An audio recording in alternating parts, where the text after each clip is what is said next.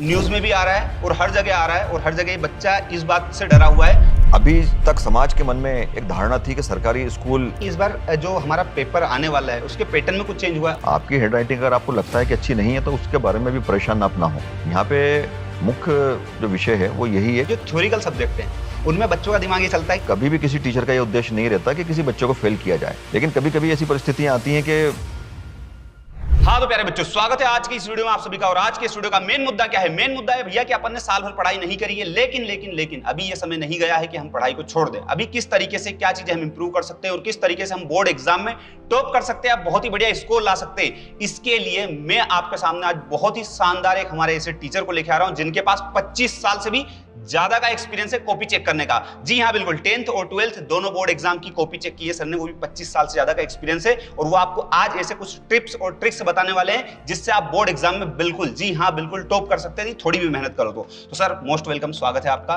Thank you very much. चाहता हूं स्वागत आपका एक बुके से किया जाए।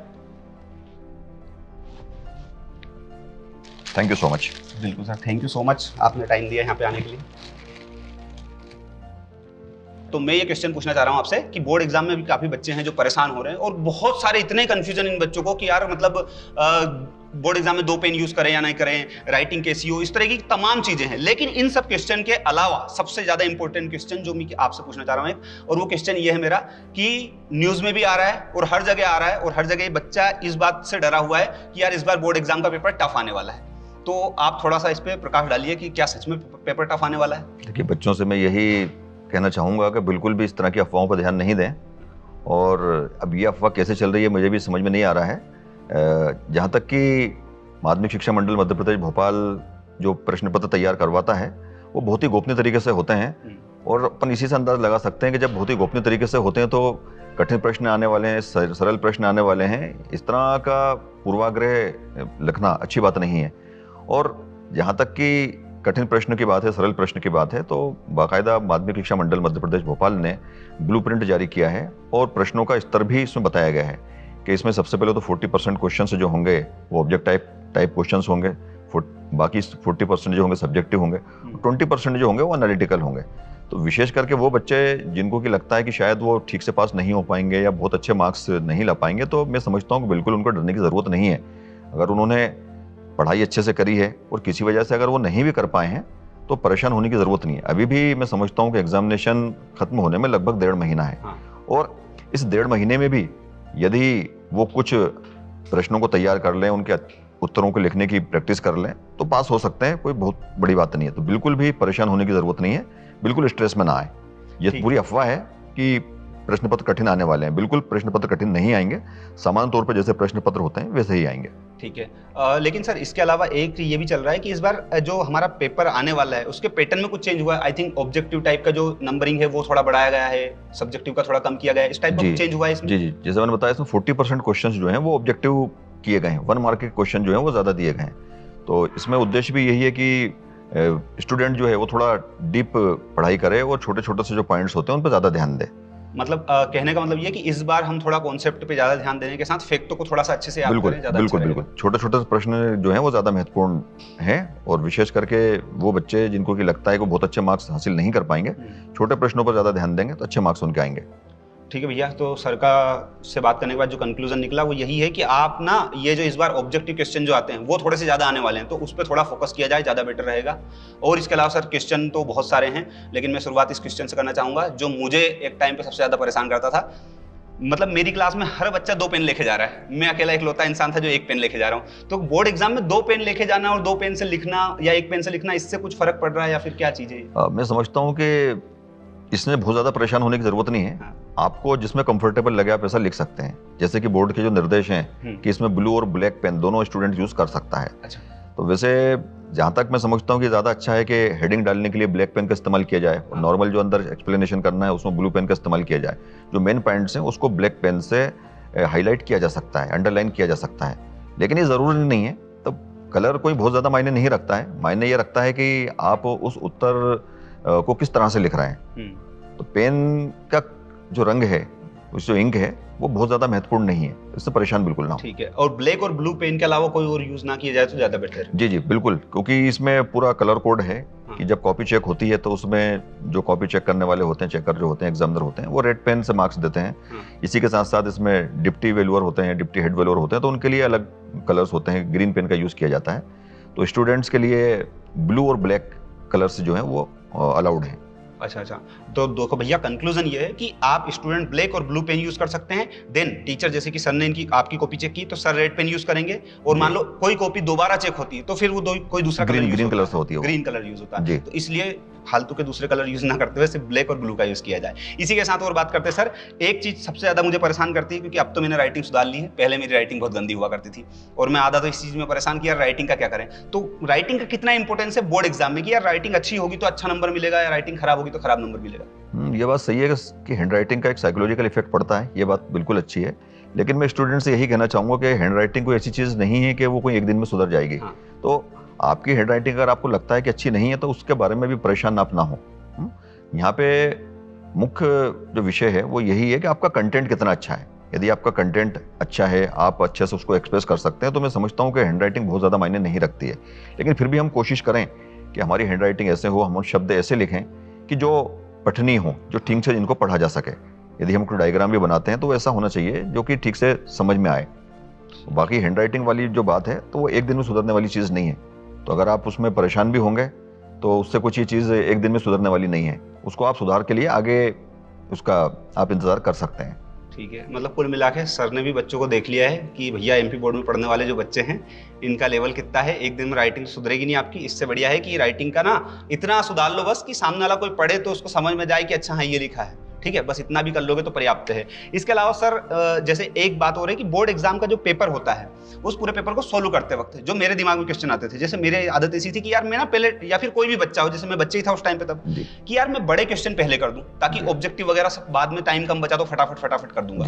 तो मैं चाहता था बड़े क्वेश्चन पहले करूं, लेकिन पैटर्न ये बोलता है कि पहले आप ऑब्जेक्टिव करो, देन आप 2 नंबर के, फिर 4 नंबर, इस तरीके से चलो। तो क्या ऐसा हो सकता है कि हम पहले बड़े क्वेश्चन कर दें फिर बाद में ऑब्जेक्टिव करें, इस टाइप से कुछ? देखिए, ये स्टूडेंट टू स्टूडेंट डिफर करता है। और आइडियल कंडीशन की अगर बात करें तो आइडियल कंडीशन में तो मैं यही कहूँगा कि सबसे पहले तो जैसे ही क्वेश्चन पेपर आता है तो स्टूडेंट उस क्वेश्चन पेपर को आराम से पढ़े। ठीक है, जल्दबाजी बिल्कुल नहीं करे। बल्कि मैं तो स्टूडेंट को ये सलाह देता हूँ कि उसको 1 बार पढ़े, 2 बार पढ़े, 3 बार पढ़े। ठीक है, मान लीजिए अगर 10 मिनट तक पढ़ता भी है तो बहुत अच्छी बात है। और अगर स्टूडेंट को लगता है कि बहुत अच्छा है, मार्क्स हैं और सारे क्वेश्चंस वो कर सकता है, तो क्वेश्चन पेपर में क्वेश्चंस का जो सीक्वेंस है उसी सीक्वेंस में अगर हल करेंगे तो इट इज द बेस्ट। क्योंकि इससे एग्जामिनर जो कॉपी चेक करता है उसको बहुत आसानी हो जाती है। तो ये बेस्ट वे है ये। लेकिन चूंकि ये पैटर्न सबके लिए एप्लीकेबल नहीं हो सकता, क्योंकि स्टूडेंट्स अलग अलग कैटेगरी के होते हैं। कुछ बहुत ही मेरिटोरियस होते हैं, कुछ मीडियोकर होते हैं, और कुछ ऐसे होते हैं जो इसे तैसे चाहते हैं कि पास हो जाएं। तो अगर ऐसा लगता है कि शुरू वाले जो क्वेश्चंस हैं उनको अटेम्प्ट करना शायद इतना अच्छा नहीं होगा या उनको ठीक से आंसर नहीं किया जा सकता, तो जिस क्वेश्चन का भी आंसर अच्छे से दिया जा सकता है उसको सबसे पहले लिखा जाए। लेकिन इसमें भी स्टूडेंट्स गलती अक्सर करते हैं कि क्वेश्चन पेपर में जो क्वेश्चन का जो नंबर रहता है वो नहीं लिखते हुए वो उनके हिसाब से 1 2 3 4 5 करते हैं। तो ऐसा भी मैंने देखा है कि इस वजह से भी कभी कभी स्टूडेंट्स के जो मार्क्स हैं वो काफ़ी कम आ जाते हैं। तो स्टूडेंट्स को मैं भी यही सलाह देना चाहूँगा कि सबसे पहले तो अगर उनको लगता है कि सारे क्वेश्चन वो सोल्व कर सकते हैं तो उसी सीक्वेंस में करें जिस सीक्वेंस में क्वेश्चन दिए गए हैं। लेकिन अगर उनको लगता है कि सारे क्वेश्चन वो नहीं कर पाएंगे तो जिसमें वो बेस्ट परफॉर्मेंस दे सकते हैं उन क्वेश्चंस को सोल्व करें। क्योंकि इसका भी एक साइकोलॉजिकल इफेक्ट पड़ता है। जो भी कॉपी चेक करता है, जब उसको लगता है कि स्टूडेंट शुरू में उसका परफॉर्मेंस अच्छा है और जो आंसर्स वो दिख रहा है वो टू द पॉइंट लिख रहा है, तो आगे के क्वेश्चंस में भी वो काफ़ी पॉजिटिव रिस्पॉन्ड करता है। तो इससे स्टूडेंट्स को एक साइकोलॉजिकल बेनिफिट मिलता है। ठीक है, तो भैया सर ने बता दिया है। लेकिन यहाँ पे एक चीज़ मैं मेरी तरफ से ऐड करना चाह रहा हूँ। जैसे सर ने जो बात बोली बहुत सही बात है कि पहले पूरा पेपर 1 बार पढ़ो, 2 बार पढ़ो, 3 बार पढ़ो। बट मेरे साथ कंडीशन दूसरी थी सर। मेरे साथ ऐसा कि हम उस टाइम पे पढ़ने में इतने अच्छे नहीं थे। बाद में फिर जब पता चला कि यार घर बार में अपने को पढ़ना बहुत जरूरी, तो फिर पढ़ाई कर ली। लेकिन उस टाइम पे दिक्कत ये होती थी, मैंने भाई पूरा पेपर पढ़ लिया 1 बार तो मेरा देव से हल नहीं होना फिर। तो वो क्यों? क्योंकि फिर ये पता है कि ये आगे 5 तो मेरे को आई नहीं रहे, तो कॉन्फिडेंस डाउन हो जाता है मेरा। तो मैं क्या करता हूँ कि जैसे ये क्वेश्चन पढ़ा, मेरे को करना ये 5 है या फिर ये 1 ही करना, तो मैं 1 ही पढ़ता हूँ, दूसरा पढ़ता ही नहीं हूँ। क्यों? क्योंकि वो दूसरा अगर नहीं आता है तो पहले वाला भी भूल जाते हैं। तो मतलब मेरे ख्याल से, मतलब मेरे को ऐसा लगता है, जिस बच्चे को ऐसा लगता है यार कि मेरे को डर लग रहा है पूरा पेपर पढ़ने के बाद में होगा कि नहीं होगा, तो वो 1 पढ़ो, 1 सोल्व करो। लेकिन सर ने जो बताया है ये उन बच्चों के लिए भाई जिसने साल भर पढ़ाई करी है। ठीक है, जो लास्ट दिन जा रहा है पेपर देने, उसके लिए तो मैं जो बोल रहा हूँ वो कर लेना ज्यादा बेहतर है। बिल्कुल, आप सही कह रहे हैं। ऐसा होता होगा सर, मतलब बिल्कुल सही है, मेरे साथ तो हुआ है सर। सही है। इसके अलावा सर बात करते हैं एक सबसे बड़ा क्वेश्चन जो अभी आपने बोला भी था कि यार ये क्वेश्चन में नंबरिंग करते बच्चा, तो नंबरिंग में एक होता है लाइन खींची हुई आती है पहले से, बिल्कुल, और हमारे जैसे बहुत सारे बच्चे नेता बनते हैं वहां पे एक लाइन और खींचेंगे अलग से, एक लाइन आगे भी खींचेंगे, एक लाइन पेपर के पीछे भी खींचेंगे लाइन, ताकि प्रॉपर सेट कर सके। तो ये क्या लाइन खींचना पहली बात सही है? ये मेरे हिसाब से ठीक नहीं है, क्योंकि उसमें ऑलरेडी मार्जिन के लिए काफ़ी जगह दी गई होती है। और मैं समझता हूँ कि अगर आपको एग्जामिनर की नज़र में ये साबित करना है कि आप एक अच्छे स्टूडेंट हैं, आपने अच्छे से पढ़ाई करी है, तो आपको बहुत ज़्यादा कॉपीज़ वगैरह यूज़ करने की ज़रूरत नहीं है, बहुत ज़्यादा पेजेस की भी ज़रूरत नहीं है, बल्कि आपका कंटेंट मायने रखता है। तो अक्सर जैसे मैंने कॉपी जो चेक करी उसमें ये भी देखा है कि कुछ स्टूडेंट एक पेज पे 1 या 2 लाइन लिखते हैं, उसके बाद फिर वो नेक्स्ट पेज पे जो है वो आंसर लिखने लग जाते हैं। तो जब कॉपी चेकर चेक करता है कॉपी, तो बार बार पलटने से भी उसको इरिटेशन होता है, उसको लगता है कि इसको ज़्यादा लिखना आता नहीं है और ये जो है ये सिर्फ टाइम पास कर रहा है।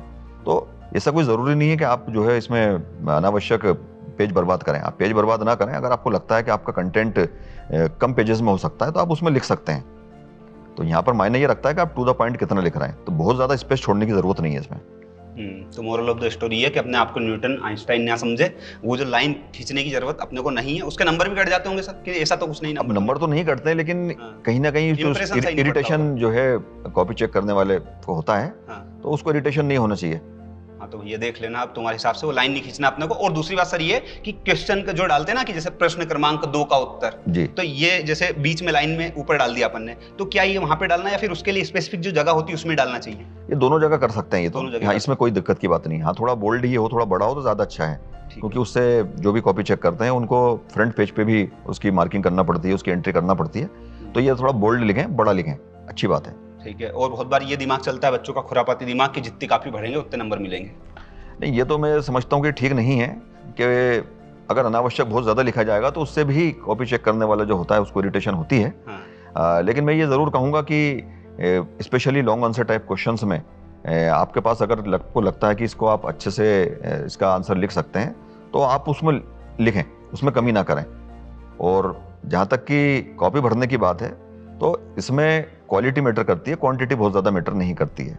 ठीक है। और सर जैसे मैथ्स साइंस वाले सब्जेक्ट में तो ठीक है, बट जो थ्योरिकल सब्जेक्ट हैं उनमें बच्चों का दिमाग ये चलता है कि यार हेडिंग याद कर लो, हेडिंग जैसे बुलेट पॉइंट है वो याद कर लो, और अंदर डैश लगा के कुछ भी लिख दो, गाना लिख दो, कुछ भी लिख दो। तो क्या अंदर की चीजों को नोटिस किया जाता है इतने अच्छे से? मतलब उस चीज के ऊपर आप थोड़ा सा अपना एक्सपीरियंस बताइए।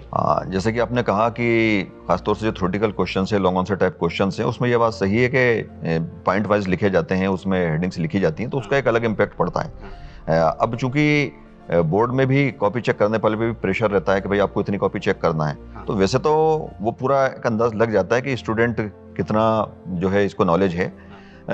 तो इसमें अनावश्यक लिखने से भी फायदा नहीं है, बहुत ज़्यादा आप लिखेंगे तो वो ठीक नहीं है। लेकिन मैं फिर ये भी कहना चाहूँगा कि आप स्टूडेंट किसी भी प्रश्न को अनआंसर्ड नहीं छोड़े, क्योंकि इसमें किसी भी तरह की कोई नेगेटिव मार्किंग नहीं होती है। ठीक है। तो इसलिए अगर स्टूडेंट को लगता है कि इसका उत्तर लगभग ये है या ऐसा हो सकता है, तो लिखे ज़रूर, इससे उसको फायदा मिलेगा, इससे नुकसान नहीं होगा। ठीक है। अब सर मैं एक क्वेश्चन आपसे बच्चा बन के पूछ रहा हूँ। जी हाँ। ठीक है। क्वेश्चन ऐसा है कि मान लो मैं 10th क्लास का कोई स्टूडेंट हूँ, जी, ठीक है, और मैं पढ़ने में फॉर एग्जांपल के लिए बहुत कमजोर हूँ, जो कि अब नहीं रहा, पहले था मैं भी कमजोर। तो मान लो मैं बहुत कमजोर हूँ पढ़ने में, और मेरे पास बोर्ड एग्जाम की कॉपी आई, मैंने कॉपी में लिख दिया, और कॉपी में मैंने लिख दिया कि सर मैं बहुत गरीब घर से हूँ। मैंने जबकि लिखा झूठ है, कोई दिक्कत नहीं, कोई गरीब घर से नहीं, लेकिन मैंने लिख दिया कि सर मैं बहुत गरीब घर से हूँ, मेरी मम्मी किसी के यहाँ कपड़े बर्तन धोती है, या फिर फलाना ढिमकाना, पापा नहीं है, और आपको कसम है सर अगर मुझे पास ना करो तो। और ये कॉपी आपके पास चली गई, अब आप इसको पढ़ रहे हो, देख रहे हो जी, अब आप क्या करोगे उस कंडीशन में? देखिए, आपने जो प्रश्न किया है, इस तरह के नोट्स बच्चे अक्सर लिखते हैं, लेकिन मैं समझता हूँ कि इस तरह के नोट्स लिखने से कोई फायदा नहीं है, क्योंकि जो भी कॉपी चेक करने वाला होता है उसको मालूम है कि यहाँ पर स्टूडेंट्स जो रहते हैं वो स्ट्रेस में आ जाते हैं। तो मैं समझता हूँ कि इस तरह से लिखने से फायदा नहीं है। अगर आपका कंटेंट अच्छा है तो आप पास हो जाएंगे। और जहाँ तक कि टीचर की बात है, तो मैं समझता हूँ कि कोई भी टीचर ऐसा नहीं है कि जो कि किसी स्टूडेंट को फेल करना चाहेगा। वो भी एक ह्यूमैनिटेरियन ग्राउंड लेके चलता है, और अगर उसको कहीं से भी कोई गुंजाइश लगती है कि इसको कहीं मार्क्स दिए जा सकते हैं, तो वो बिल्कुल मार्क्स देगा, और स्पेशली उन स्टूडेंट्स को जो कि पास होना जिनका मुश्किल होता है। तो अनावश्यक नोट्स लिखना से एक तरह से इमोशनल ब्लैकमेलिंग होती है वो, लेकिन मैं समझता हूँ कि वो कारगर नहीं है। ठीक है सर। अभी ये जैसे आपने बोला कि ऐसी गुंजाइश टीचर को दो कि वो आपको पास कर सके, तो बच्चा मान लो कोई बच्चा उसको कुछ आता नहीं है, लेकिन वो ऐसी क्या चीज कर सकता है कि टीचर को भी मौका मिले कि उसको पास कर पाए, तो ऐसा क्या करे बच्चा एग्जाम की कॉपी में कि टीचर भी उसको पास करने में थोड़ी सी हेल्प कर पाए?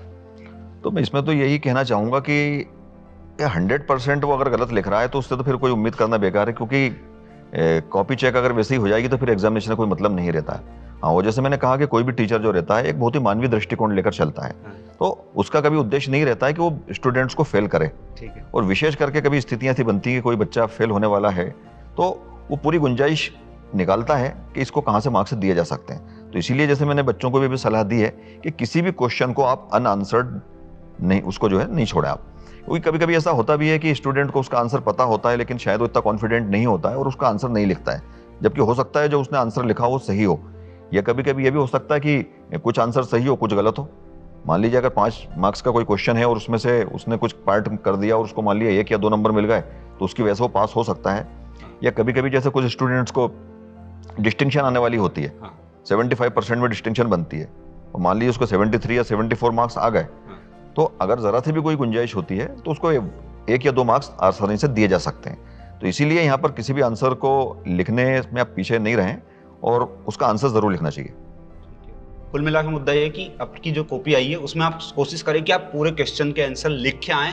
आपको अगर मान लो नहीं भी आता है, फॉर एग्जांपल के लिए, तो आप मान लो कोई चैप्टर है, मान लो तुलसीदास के चैप्टर से कोई क्वेश्चन आया है, आपको वो क्वेश्चन का आंसर नहीं पता, तो आप उसी चैप्टर की स्टोरी से रिलेटेड कुछ लिख दीजिए। बिल्कुल। मतलब कंटेंट बिल्कुल सेम ना हो चले, लेकिन कुछ तो मैच करे। अब आप वहाँ आप साजन साजन गाना लिखा रहे हो तो उसमें मजा नहीं आएगा, फिर वो चीजें बिगड़ जाएंगी। ऐसी चीजें तो फिर नहीं लिखना चाहिए, इससे तो मैं सलाह नहीं दूंगा कि इससे तो स्टूडेंट के बारे में पता चलता है कि बिल्कुल नॉन सीरियस है ये।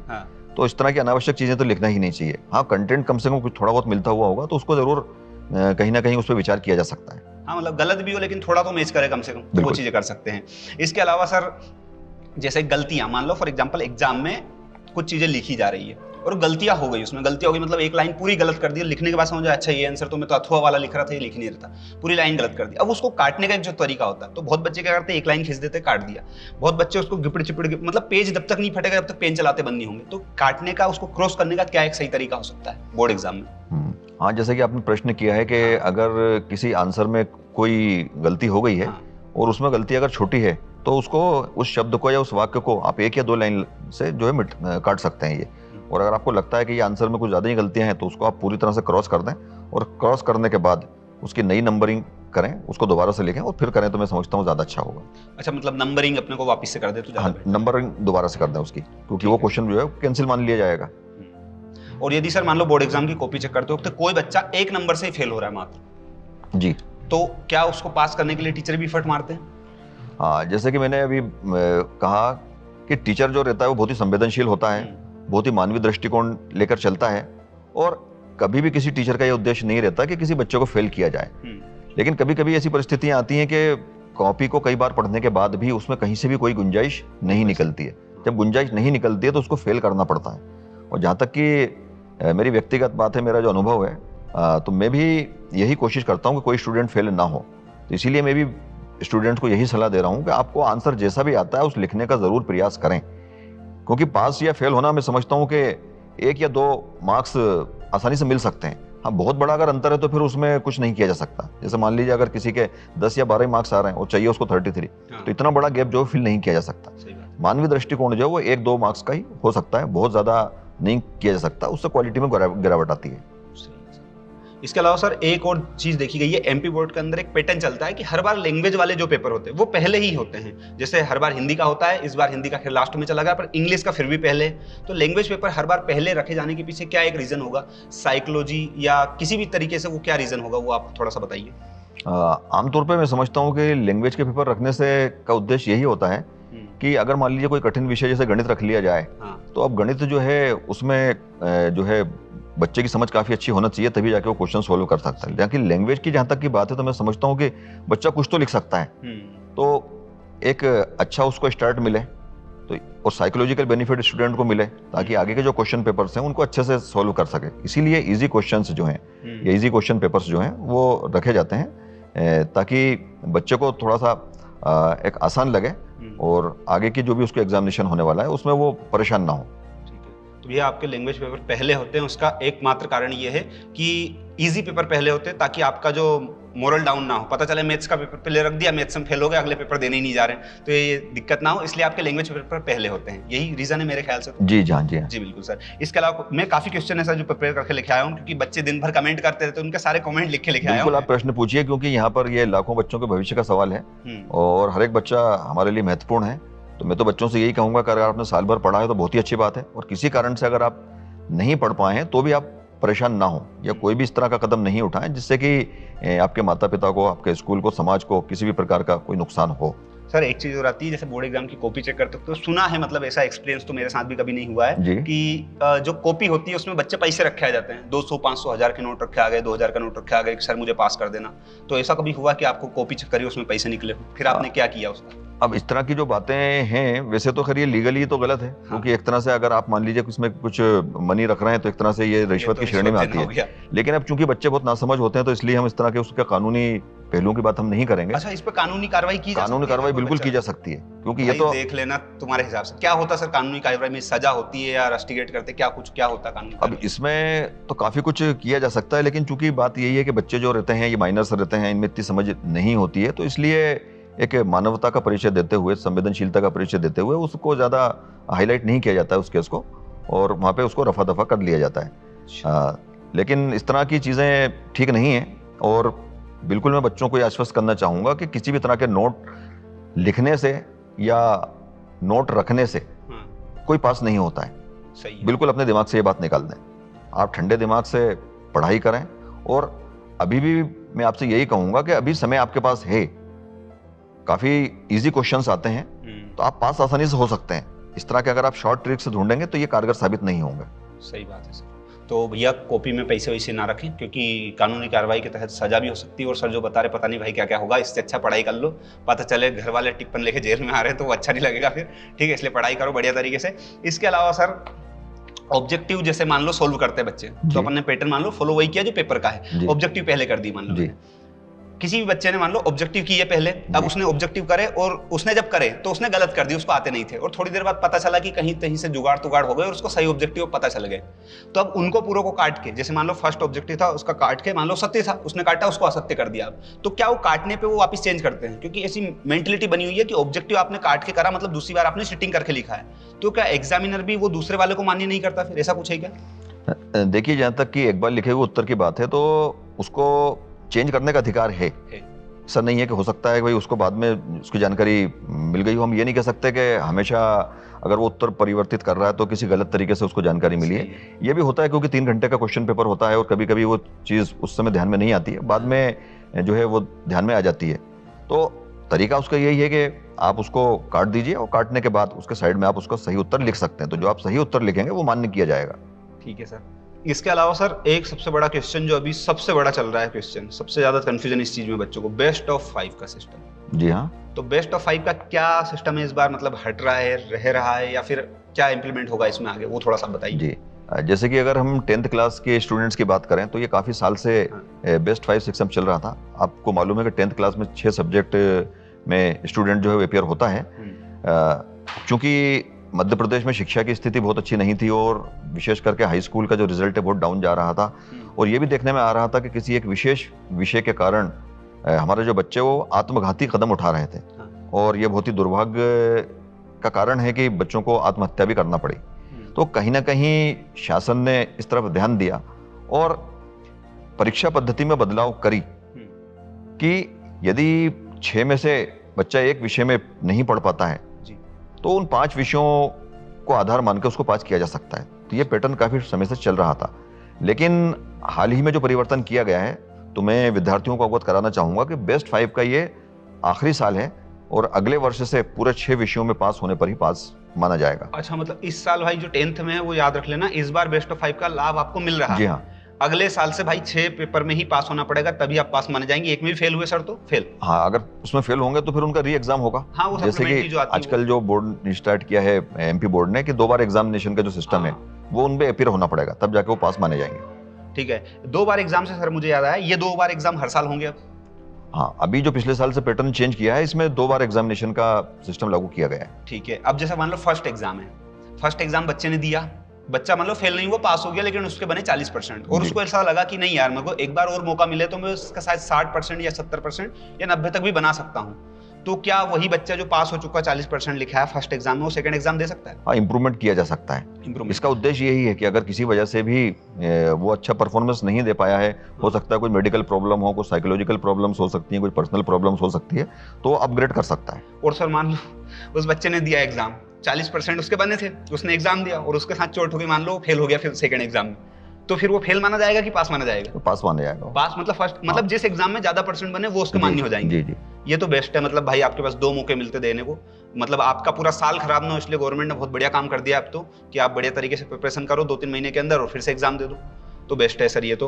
और इसके अलावा सर जैसे मैं बात करता हूँ कि अभी ये कॉपी चेक होती है, जी हाँ। तो कॉपी में बहुत बार ऐसा सुनने जाता है कि जान पहचान में चीटिंग हो जाती है, तो ये तो नॉर्मल चीज है, चलो अब तो बंद ही हो गया जहां तक मुझे पता है चीटिंग का, लेकिन ऐसा भी होता है कि यार पहचान वाले की कॉपी, जैसे आपने अभी तक 25 सालों से आप कॉपी चेक कर रहे हैं, जी हाँ। कभी ऐसा हुआ कि किसी जान पहचान के किसी स्टूडेंट रिलेटिव की कॉपी आपके पास आ गई?